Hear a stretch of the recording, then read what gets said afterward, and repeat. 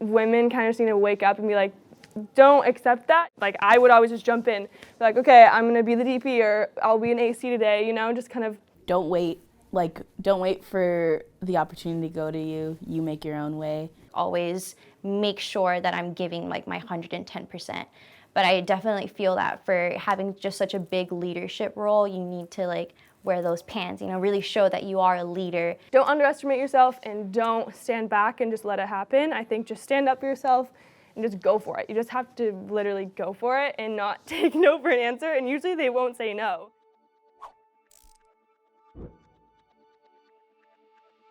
Okay, sure.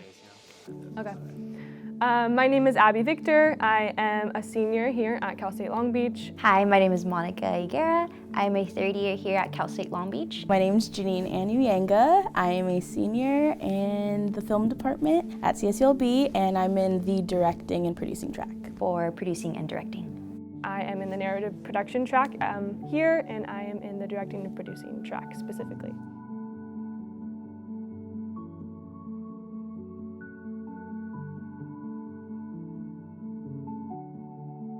Ever since I was a kid, I knew that I always wanted to work in making movies. I just never knew exactly quite what I wanted to do until I was a freshman here at Cal State Long Beach. I acted when I was younger. I was in like a couple commercials and stuff, and then like I stopped because I wanted to like focus on school because it's like really hard to do both. When I was in high school, I kind of got back into like theater, but that same year I did theater and film. For 2 years, like my last 2 years of high school, I was super involved in that, and then once I got into college, I just chose film. I didn't want to go into a theater program because I felt like I had already been doing a bunch of acting on TV and on stage, so I just decided to go behind the scenes, and directing and producing really attracted me as well because it's working with actors and just being in charge because I like being a leader. So that's kind of why I chose my major, and I've loved it. I just know I want to be in this industry somehow, even if it's not in front of the camera.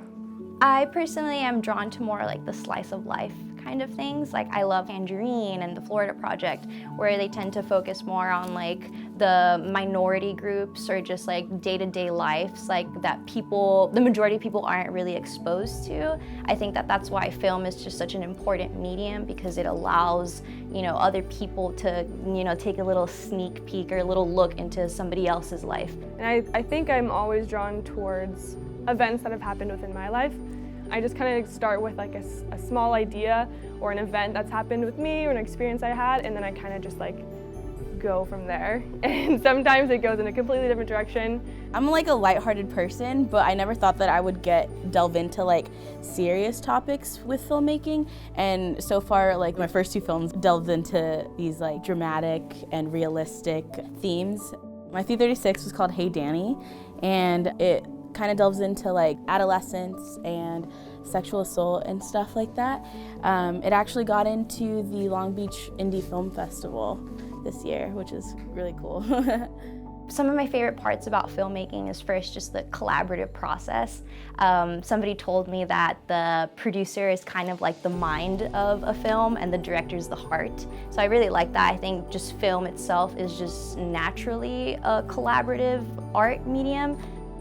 It's definitely happening already, but representation is like a huge thing. I hope to like help be a part of that, because I never thought that like it was possible for like a black girl to be a filmmaker, and Ava DuVernay's that, Lena Waithe is that, and like they're my big inspirations. I definitely have high hopes for our generation of filmmakers, and I think that we can really make change, but I think it just starts with, you just have to kind of change your mindset and like recognize those things, because sometimes it does happen, and I'll walk onto a set and I'm like, oh my gosh, I am the only woman here. Like it feels weird now. Like going onto a set now that it is like mostly men, and so when we do walk on set, people kind of notice things like that and they pick up on it, which is good. I think that's really the start, and I think it'll just go from there. Right now is a really cool like time to be in the industry. I feel like there's no like fight to like be on top, if that makes sense. We all have like a platform and we can just make our stuff and showcase it and whatever. Like if you're in it for the money, that's your problem, but like if you actually love what you're doing, like there's no problem. Like you get to make whatever you want to make. So I I'm excited. I feel like it's gonna be big. It is incredible how far you'll get with just a good attitude and good effort. I can't emphasize that enough. I think that's very, very crucial if you want to succeed in anything. But I definitely would say that you stand out, you know, on set. If you just have like a smile on your face and you show that you really want to be there, like that just warms my heart, you know, when I see that. I think just stand up for yourself and just go for it. You just have to literally go for it and not take no for an answer, and usually they won't say no. That's just kind of what it's been like in some of my film classes, is all the girls will like stand against the wall and kind of like, I'll help out in a small way, but I would always try to like get all my girlfriends to be like, come on, like we're working, like we're actually gonna do this, and they're like, okay, yeah, sure. And once you all kind of go together, I think it's like power in numbers, teamwork. So I just think, don't underestimate yourself, stand up for yourself, but also work really hard, because you're gonna have to work really hard, but also work smarter, I think, and just be prepared to stand up for yourself. Is that okay? Okay.